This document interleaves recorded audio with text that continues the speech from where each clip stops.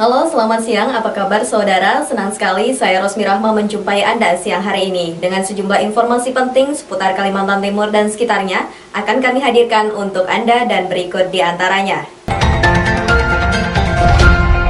Warga Berau keluhkan harga eceran gas LPG. 24 anggota DPRD Kaltim setujui adanya pansus jalan tol. Kita ke informasi pertama mengenai harga eceran gas LPG masih dikeluhkan warga Kabupaten Berau. Selain itu, sistem distribusi sering tidak tepat sasaran, bahkan masih ada orang mampu secara ekonomi tapi ikut menikmati gas harga subsidi. Pemerintah Kabupaten Berau telah menetapkan harga eceran tertinggi alias HET untuk gas LPG tabung melon yang umumnya ditetapkan Rp22.500. Namun di pasaran bisa menembus Rp40.000. Bahkan di warung-warung ada yang sampai menjual Rp50.000 per tabung. Kondisi itulah yang membuat Pemkab Berau berusaha menata kembali tata niaga gas LPG bersubsidi. Para pelaku pasar seperti agen-agen dan bagian ekonomi dikumpulkan di ruang Sangalaki Pemkab Berau. Apalagi banyak juga laporan gas bersubsidi salah sasaran karena dinikmati oleh warga yang mampu ekonominya. Karena selama ini sebetulnya sudah lama kita gaungkan sub penyalur BBM ini, mulai dari SPBU ke masyarakat itu bisa terjangkau dengan harga yang standar. Dari rapat itu, Pemkab mendengar berbagai masukan, terutama dari para agen penyalur gas LPG bersubsidi, sehingga harga sampai tingkat pembeli mencapai Rp40.000 hingga lebih. Dari masukan itu, Pemkab Berau ingin menata kembali tata niaga gas di daerah itu. Tim Kaltim TV melaporkan. Satu buah rumah di kawasan Jalan Inpres 4 Balikpapan terbakar. BPBD Balikpapan mengerahkan 8 unit mobil pemadam untuk menjinakkan kobaran api.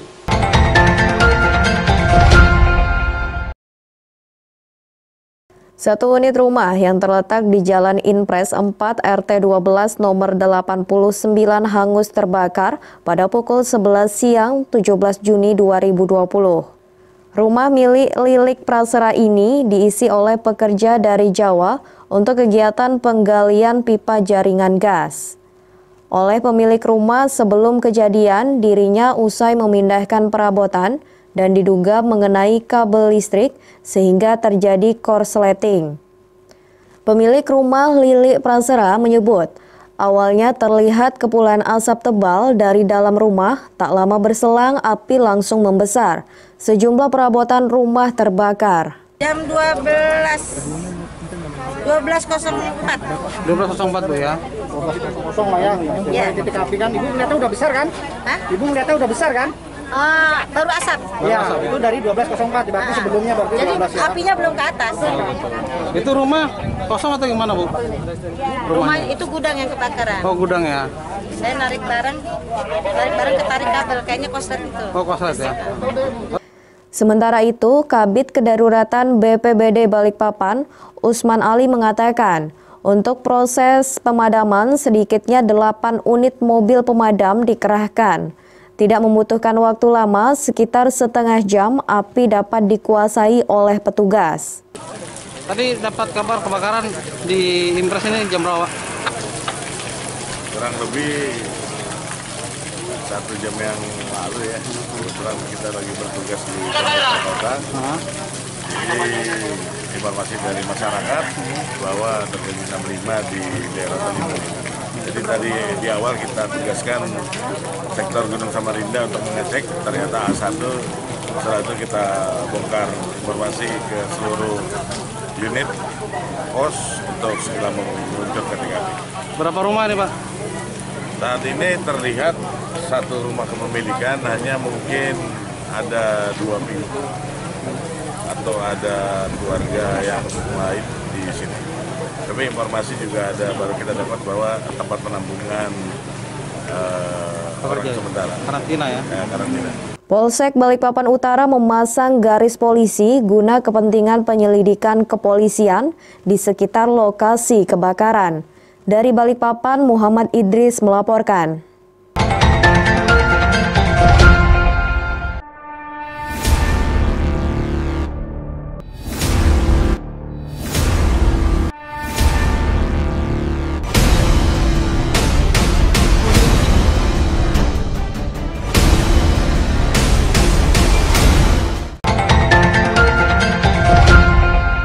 Kita beralih ke informasi selanjutnya. Angka positif COVID-19 di Kota Balikpapan mencapai 119 orang dan angka positif COVID-19 menjadi yang tertinggi di Kalimantan Timur. Berikut informasinya.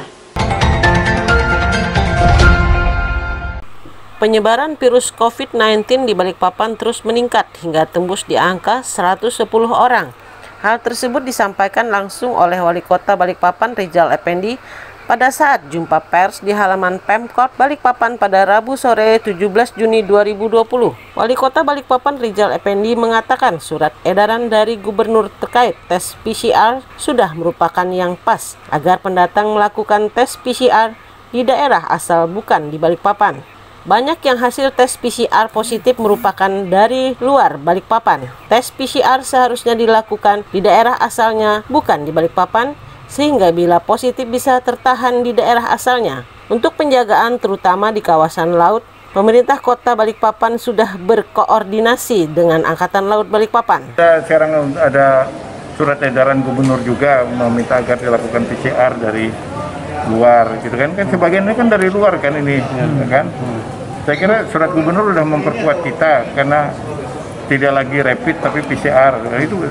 Nah, cuma kan memang kita minta harusnya PCR-nya jangan di sini, langsung dari daerah asalnya supaya diketahui di sana, jangan di sini gitu. Sementara itu, hari Rabu terkonfirmasi penambahan yang positif sebanyak 4 orang dan sembuh sebanyak 2 orang. Kepala Dinas Kesehatan Kota Balikpapan Andi Sri Juliantri mengatakan untuk pasien yang dari Abu Dhabi sendiri, pasien sudah pernah dirawat dan sudah diisolasi, namun hasil tes PCR masih positif, sehingga dirawat kembali di Balikpapan. Riwayat yang kami dapatkan di Arab atau di Abu Dhabi sudah dirawat, mereka memang ada klaster di pekerja, sesama pekerja waktu itu, jadi ada beberapa yang terkena di perusahaannya, kemudian sudah diterapi dan juga sudah diisolasi di sana sebelum ke Indonesia.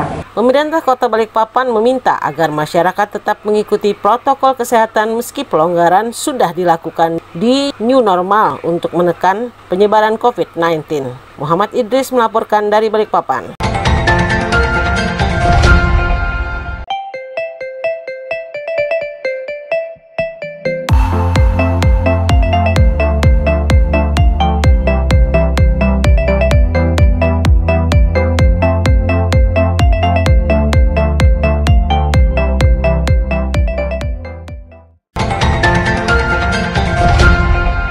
Inisiasi anggota DPRD Kaltim Sarkowi Fezahri mengusulkan pansus jalan tol didukung koleganya, para registrator di Gedung Wakil Rakyat Karangpaci. Sampai hari Rabu 17 Juni 2020 sudah 24 anggota DPRD Kaltim menekan petisi tanda setuju dengan usulan pansus jalan tol.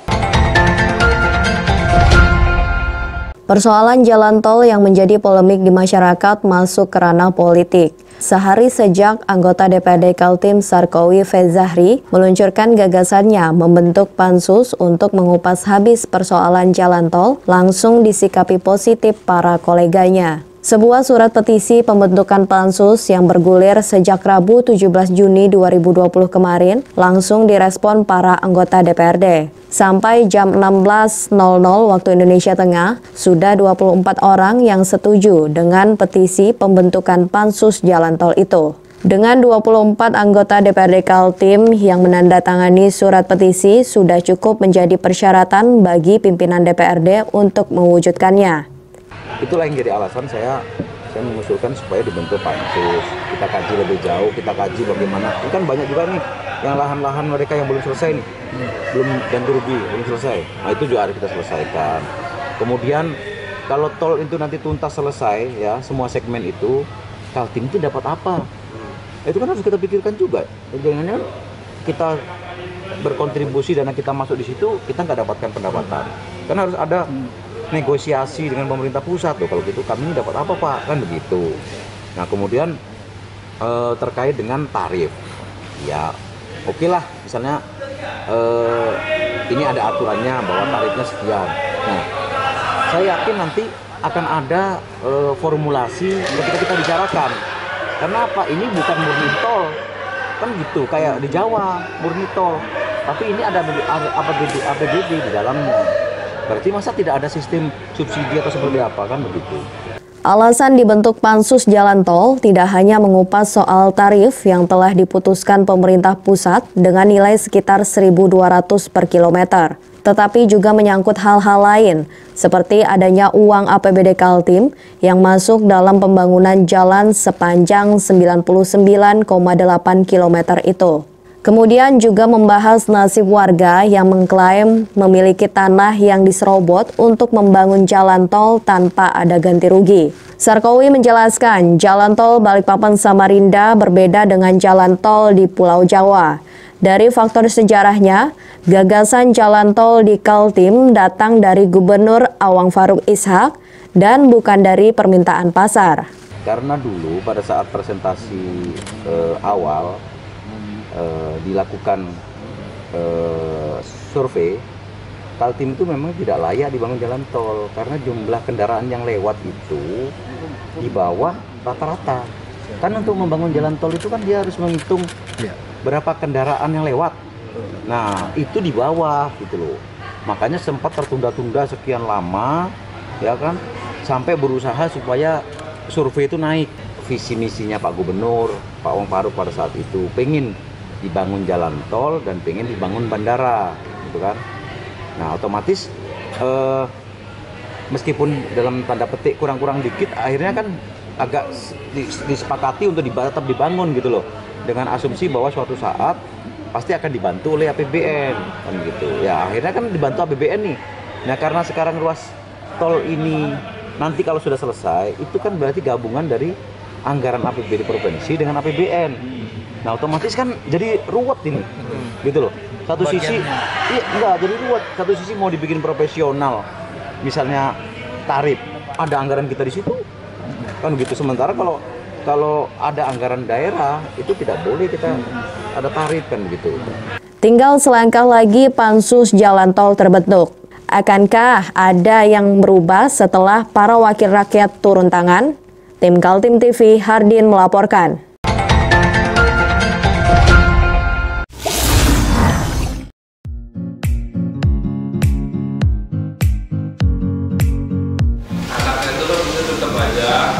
Cara mudah beriklan digital di Kaltim TV.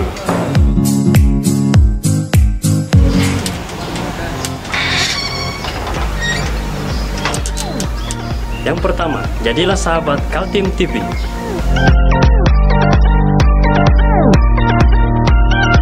Dengan Rp1 juta, para sahabat mendapat 20 kali tayang di slot berita kamu.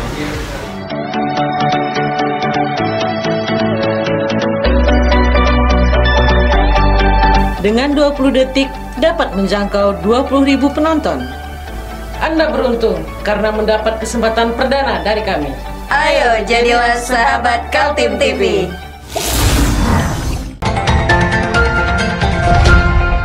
Masa pendaftaran peserta didik baru atau PPDB sudah dimulai. Meski syarat pendaftaran melalui online, tapi para orang tua murid tetap harus menjalani verifikasi berkas dan tes siswa secara tatap muka dengan tim seleksi sekolah.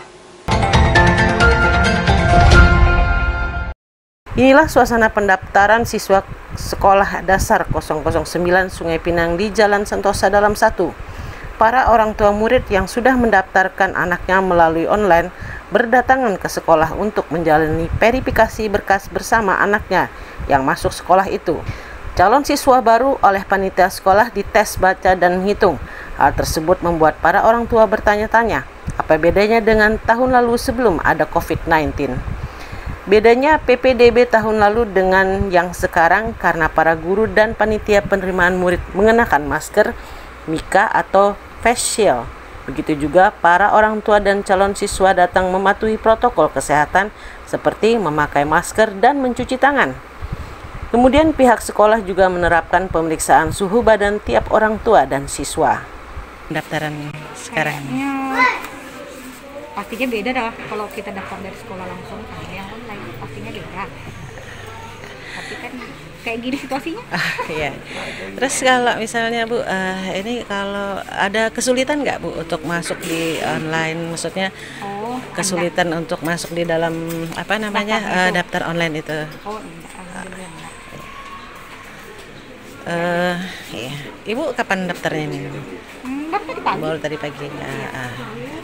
Kira-kira Bu setuju nggak dengan cara online ini atau dengan cara yang biasa Bu? Dengan adanya pandemi COVID ini. Oh, mau nggak mau? Beberapa orang tua calon siswa mengakui tidak mengerti dengan sistem online, sehingga mereka datang saja ke sekolah itu. Mereka merasa bersyukur karena pihak sekolah memaklumi situasinya dan tidak keberatan untuk menolong pendaftarkan secara online. Menurut jadwal, calon siswa di zonasi sekolah dibatasi waktu pendaftaran antara 15 sampai 17 Juni. Kemudian siswa baru jalur zonasi diumumkan pada 18 Juni 2020. Tim Kaltim TV melaporkan.